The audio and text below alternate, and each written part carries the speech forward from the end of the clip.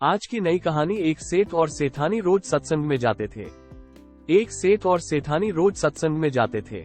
सेठ जी के एक घर एक पिंजरे में तोता पाला हुआ था। तोता एक दिन पूछता है कि सेठ जी, आप रोज कहाँ जाते हैं? सेठ जी बोले कि सत्संग में ज्ञान सुनने जाते हैं।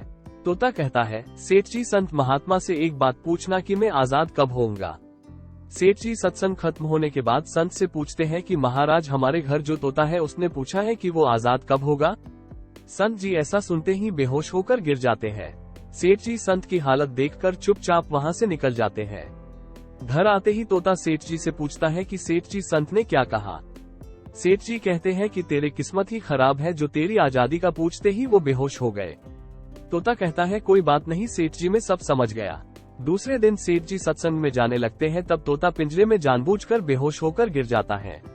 सेठ जी उसे मरा हुआ मानकर जैसे ही उसे पिंजरे से बाहर निकालते हैं तो वो उड़ जाता है। सत्संग जाते ही संत सेठ जी को पूछते हैं कि कल आप उस तोते के बारे में पूछ रहे थे ना, अब वो कहाँ है? सेठ जी कहते हैं, हाँ महाराज, आज सुबह सुबह वो जानबूझकर बेहोश हो गया। मैंने देखा कि वो मर गया है, इसलिए मैंने उसे जैसे ही बाहर निकाला तो वो उड़ गया। तब संत ने सेठ जी से कहा कि देखो, तुम इतने समय से सत्संग सुनकर भी आज तक सांसारिक मोह माया के पिंजरे में फंसे हुए हो, और उस तोते को देखो बिना सत्संग में आए मेरा एक इशारा समझकर आजाद हो गया। दोस्तों, इस कहानी से तात्पर्य ये है कि हम सत्संग में तो जाते हैं, ज्ञान की बातें करते हैं या सुनते भी हैं, पर हमारा मन हमेशा सांसारिक बातों में ही उलझा रहता है।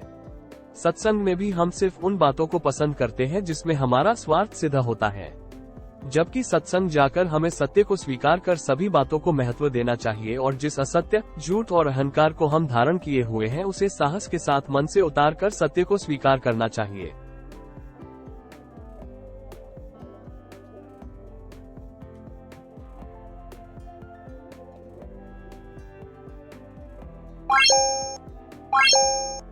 Bye.